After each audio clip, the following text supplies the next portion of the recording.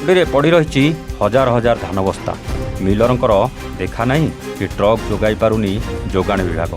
ଏହିଭଳି ଅଭାବନୀୟ ଘଟଣା ଦେଖିବାକୁ ମିଳିଛି ଜଗତସିଂହପୁର ଜିଲ୍ଲାରେ ଥିବା ଅନେକ ସମବାୟ କେନ୍ଦ୍ର ନିକଟରେ।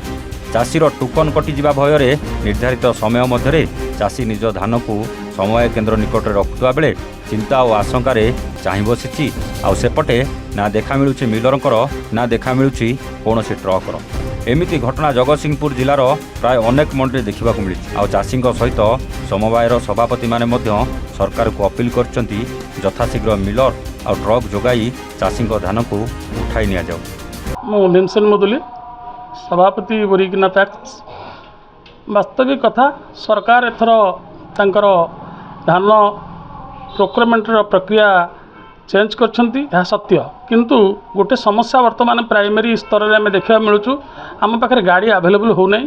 ଗୋଟିଏ ବାରିରେ 1900 କୁଇଣ୍ଟାଲ ଧାନ ଉଠିବାକୁ ଥିଲାବେଳେ ଗାଡ଼ି 8ଟା ଆବଶ୍ୟକ ସ୍ଥଳେ ଖଣ୍ଡେ ଦୁଇ ଖଣ୍ଡ ଲାଗୁଛି। ଚାଷୀମାନଙ୍କର ଧାନ ଏପର୍ଯ୍ୟନ୍ତ ଉଠିପାରି ନାହିଁ। 22 ତାରିଖ ଡେଟ୍ ଯେଉଁ ଆମର ଆରମ୍ଭ ହୋଇଥିଲା, ଏବେ ଜାନୁଆରୀ 9 ତାରିଖ ହେଲା। 9 ତାରିଖରେ 7 ଖଣ୍ଡ ଗାଡ଼ି ଯାଇଛି। 22 ତାରିଖ ଟୋକନ ମଧ୍ୟ ଧାନ କମ୍ପ୍ଲିଟ୍ ହୋଇନାହିଁ। 22 ପରେ 23, 25, 27, 29, 30, ପୁଣି 1, 3, 4, 5, 6 ମୋର 410 ଚାଷୀ ରେଜିଷ୍ଟ୍ରେସନ୍ କରିଛନ୍ତି। ଏବେ ସୁଦ୍ଧା 38 ଜଣଙ୍କର ଧାନ ଯାଇଛି। ତେଣୁ ମୁଁ ଆପଣମାନେ ଯଦି ସହଯୋଗ କରିବେ, ସରକାରଙ୍କୁ ମଧ୍ୟ ସତର୍କ କରାଇବେ, ତାହେଲେ ଆମ ପାଖରେ ସଫିସିଏଣ୍ଟ ଦିନକୁ 8 ଖଣ୍ଡ ଗାଡ଼ି ଦରକାର। ମିନିମମ୍ 5-6 ଖଣ୍ଡ ଗାଡ଼ି ଲାଗିଲେ ଆମ ଯେଉଁ ଧାନ ଅଛି ଚାଷୀମାନଙ୍କର ଉଠିଯିବ। ଯଦି ନ ଉଠିବ ତାହେଲେ ଧାନ ଚାଷୀମାନଙ୍କର ଟୋକନ ଲାପ୍ସ କରିବ। ଏଇଟା ଗୋଟେ ବଡ଼ ଗୁରୁତ୍ୱର କଥା। କେମିତି ଟୋକନ ଲାପ୍ସ ନ କରୁ, ଧାନ ଯାଉ। ସରକାର ଲୋଡାଲ ଅଫିସର ରହୁଛନ୍ତି ଏବଂ ଆମର ଆନାଲାଇଜର ଟିମ୍ ରହୁଛି। ଧାନ ଉଠିବାରେ କୌଣସି ଅସୁବିଧା ନାହିଁ।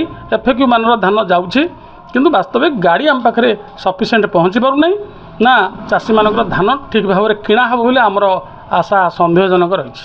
ଆମ ମଣ୍ଡିକି ତ ଗାଡ଼ି ବିଲକୁଲ ଆସୁନି। ଦିନେ 2 ଦିନ ପରେ ଏମିତି ଆଉଛି। ଧାନ କିନ୍ତୁ ଗଦା ହେଇଛି, ମଣ୍ଡିରେ ଉଠିପାରୁନି। ଆଉ 36 ଆମର ଟୋକନ ଅଛି, 58 କୁଇଣ୍ଟାଲ ଧାନ ଅଛି। ଆପଣଙ୍କ ଆଗରୁ ବହୁତ ଚାଷୀ ଧାନ ଗଦା କରିଛନ୍ତି। ଆଜ୍ଞା। ଅସୁବିଧା କ'ଣ ପାଇଁ ହେଉଛି? ଅସୁବିଧା ଗାଡ଼ି ଆସୁନି, ଗାଡ଼ି ଆଭେଲେବୁଲ୍ ନାହିଁ। ଆଉ ଗାଡ଼ି ଦିନେ ଆଇଲେ ଦିନେ ନାହିଁ, ଦିନେ ଆଇଲେ ଖଣ୍ଡେ ଆଉଛି। ଆପଣ କ'ଣ ଆମ ମାଧ୍ୟମରେ ସରକାରଙ୍କୁ କ'ଣ କହିବେ? ଆପଣ କୁହନ୍ତୁ ଗାଡ଼ି କେମିତି ବଟେଇବେ। ଆଉ ଗାଡ଼ି ବଟେଇବା ବ୍ୟବସ୍ଥା ଆପଣ କରନ୍ତୁ। ଗାଡ଼ି ପଠାଇଲେ ଚାଷୀ ଆଜ୍ଞା ଆଜ୍ଞା ଚାଷୀ ଉପକୃତ ହେବେ। ଆଉ ଆପଣଙ୍କର କେତେ ତାରିଖ ଟୋକନ ଥିଲା ଆଜି ଧାନ ଆଣୁଛନ୍ତି? 22 ତାରିଖ। କ'ଣ ଜାନୁଆରୀ 22 ତାରିଖ ଟୋକନ? ଆଜ୍ଞା। ଆଜି ଫେବୃଆରୀ 10ରେ ହେଉଛି। ଆଜ୍ଞା।